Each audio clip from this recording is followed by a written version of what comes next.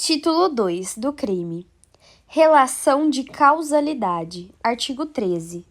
O resultado de que depende a existência do crime somente é imputável a quem lhe deu causa.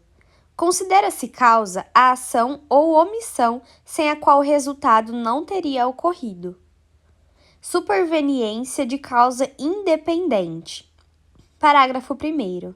A superveniência de causa relativamente independente exclui a imputação quando, por si só, produziu o resultado.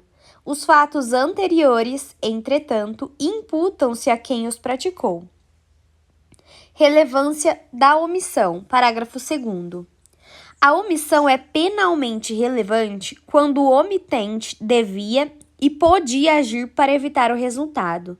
O dever de agir incumbe a quem? A. Tenha por lei obrigação de cuidado, proteção ou vigilância. B. De outra forma, assumiu a responsabilidade de impedir o resultado. C. Com seu comportamento anterior, criou o risco da ocorrência do resultado. Artigo 14. Disse o crime. Crime consumado. 1. Disse o crime consumado quando nele se reúnem todos os elementos de sua definição legal. 2. Tentativa. Disse o crime tentado quando, iniciada a execução, não se consuma por circunstâncias alheias à vontade do agente. Pena de tentativa. Parágrafo único. Salvo disposição em contrário, pune-se a tentativa com a pena correspondente ao crime consumado, diminuída de 1 a 2/3. Desistência voluntária e arrependimento eficaz. Artigo 15.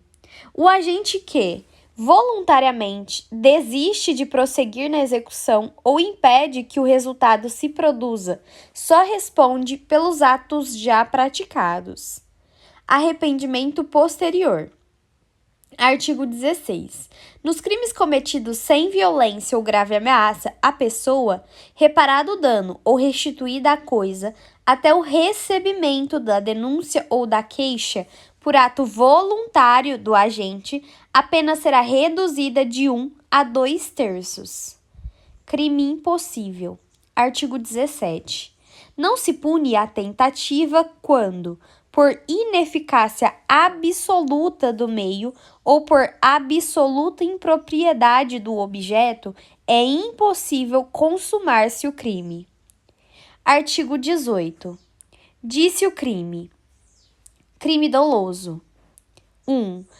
Disse o crime doloso quando o agente quis o resultado ou assumiu o risco de produzi-lo. Crime culposo. 2. Disse o crime culposo quando o agente deu causa ao resultado por imprudência, negligência ou imperícia. Parágrafo único. Salvo os casos expressos em lei, ninguém pode ser punido por fato previsto como crime, senão quando o pratica dolosamente. Agravação pelo resultado. Artigo 19. Pelo resultado que agrava especialmente a pena, só responde o agente que o houver causado, ao menos culposamente. Erro sobre elementos do tipo. Artigo 20. O erro sobre elemento constitutivo do tipo legal de crime exclui o dolo, mas permite a punição por crime culposo, se previsto em lei.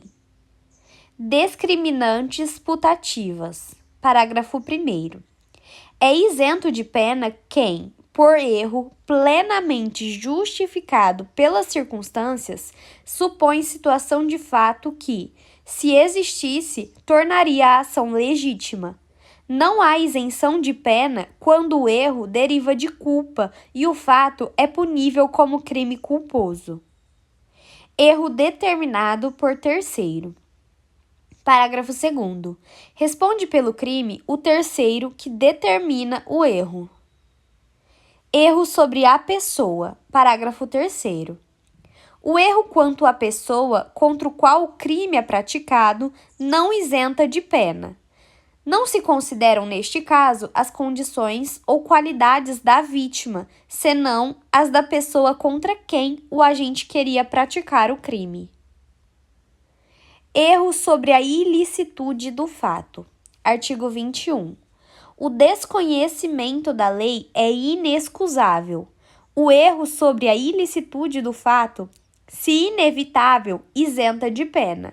Se evitável, poderá diminuí-la de 1/6 a 1/3.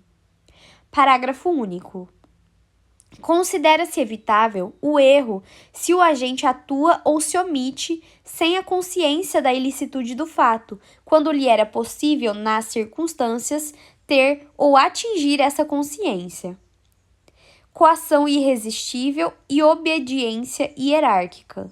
Artigo 22. Se o fato é cometido sob coação irresistível ou em estrita obediência à ordem, não manifestamente ilegal, de superior hierárquico, só é punível o autor da coação ou da ordem. Exclusão de ilicitude. Artigo 23. Não há crime quando o agente pratica o fato. 1. Em estado de necessidade. 2. Em legítima defesa.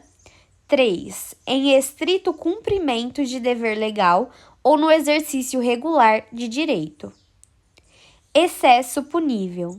Parágrafo único. O agente, em qualquer das hipóteses deste artigo, responderá pelo excesso doloso ou culposo. Estado de necessidade. Artigo 24. Considera-se em estado de necessidade quem pratica o fato para salvar de perigo atual que não provocou por sua vontade, nem podia de outro modo evitar, direito próprio ou alheio, cujo sacrifício nas circunstâncias não era razoável exigir-se. Parágrafo 1º. Não pode alegar estado de necessidade quem tinha o dever legal de enfrentar o perigo. Parágrafo 2º. Embora seja razoável exigir-se o sacrifício do direito ameaçado, a pena poderá ser reduzida de 1 a 2/3. Legítima defesa.